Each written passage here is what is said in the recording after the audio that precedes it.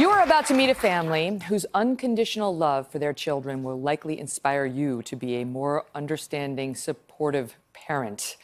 It did me. The Grosshandlers were known as the family with 4 boys until all that began to change. Watch. John and I were blessed to have 3 boys, and then our 4th was born, and we named this kiddo Chaz. In our community, we were known as the family of 4 boys. In 2008, by the time their youngest turned 2, parents John and Jenn Grosshandler saw Chaz's interests emerge in a different direction than the toddler's rough and tumble older brothers. We would be in our local store, and Chaz would say, "Mom, the dolls, I got to have that doll." And I would look and I'd be like, "A doll? Really? Honestly?" Jenny and I would talk about how this was different, and we agreed that we just needed to support the desire and the behavior. Disney, I love Disney. Chaz's favorite color was pink. Chaz liked fashion and gravitated toward books with female role models and played dress-up with girls. Even before Chaz started preschool, John and Jenn knew Chaz wanted long hair. I'm the ballerina, and look at this. Okay, you're the ballerina. When you look into their eyes, and they have that look, and they have that smile, and they have the way that they kind of move their body, that tells you this is the right thing. Even in kindergarten, we didn't understand exactly what was going on, but we felt like we were doing all the right things we knew how to do at that point. When Chaz was ready to start kindergarten, the Grosshandlers talked to their local school district and teachers about Chaz's developing personality. And we said, this is our child, and you know us, and you know who we are, and we are psyched that our child is evolving, and it was just really comfortable. John and Jenn say Chaz's classmates and friends supported their child's self-expression.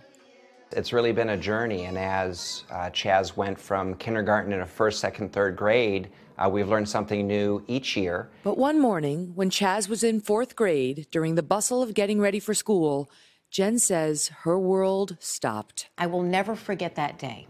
I looked over at Chaz, and all of a sudden, I saw tears.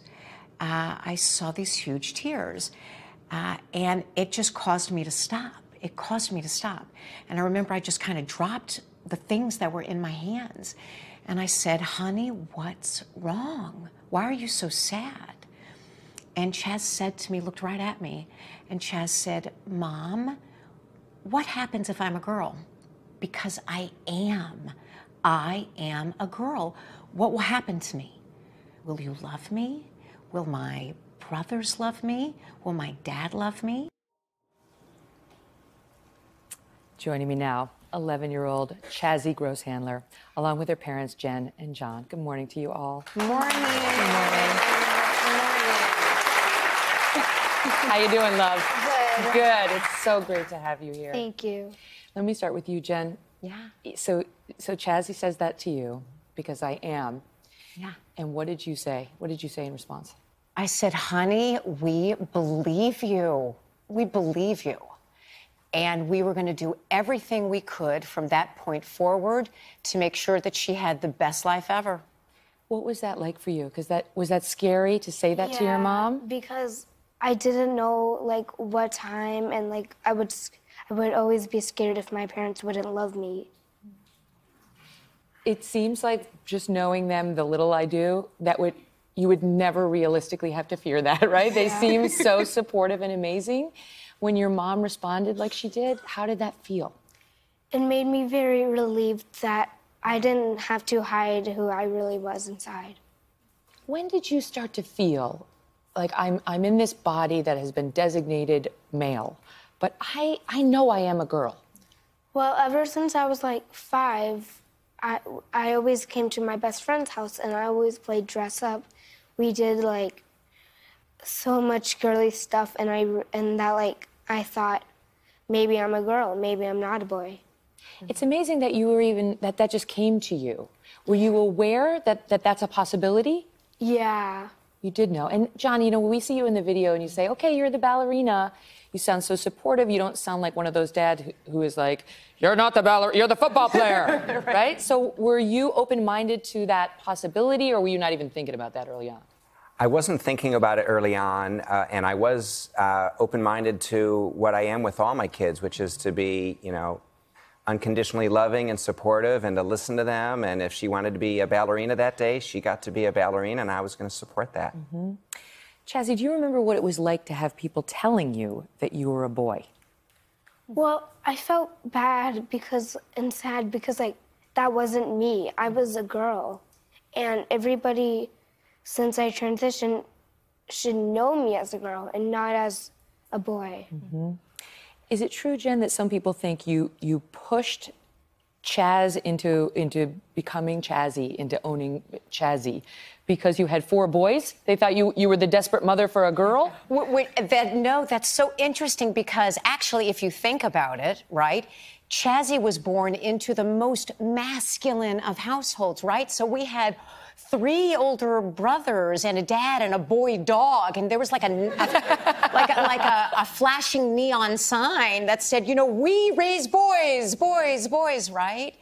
And in spite of that, she went in the opposite direction. So that's actually one of the things we hope to communicate by sharing our story with you and with folks, is that this is real, and it's cool.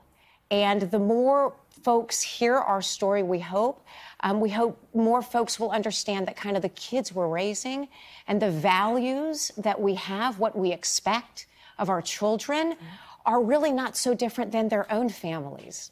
You know, I've heard an expression that is, your only problem is your belief that you have a problem. And if you look at a situation that comes your way that is challenging and don't say that's a problem, but that's an opportunity and that's just a change that we'll work with, it can change your entire outlook on it.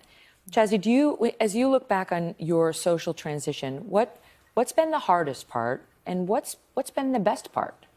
Well, first of all, the bad part that I thought was, like, if I would have friends and would they still accept me if I told them. And, like, the good part was just being me and going to so many places and seeing others that are just like me gives me so much happiness that I can always be myself, my true, authentic self. Hello, Today fans. Thanks for checking out our YouTube channel. Subscribe by clicking that button down there and click on any of the videos over here to watch the latest interviews, show highlights, and digital exclusives.